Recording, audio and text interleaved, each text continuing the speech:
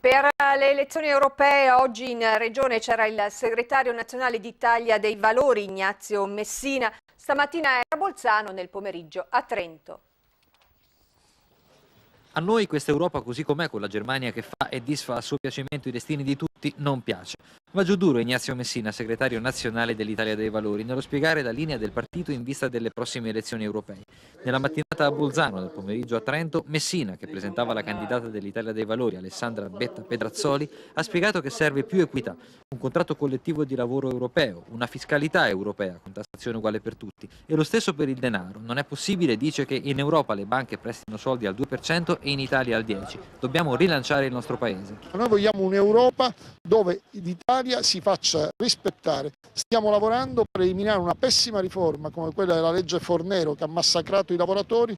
Fatto questo, andiamo in Europa per farci rispettare e far rispettare soprattutto le nostre imprese. E anche le autonomie speciali, dice, possono insegnare qualcosa all'Europa. Io ritengo che il territorio che funziona sia di buon esempio. È chiaro che le autonomie devono essere inserite in una logica di costruzione insieme, quindi dalle buone esperienze territoriali mettere insieme il tutto per presentare in Europa un'Italia autorevole.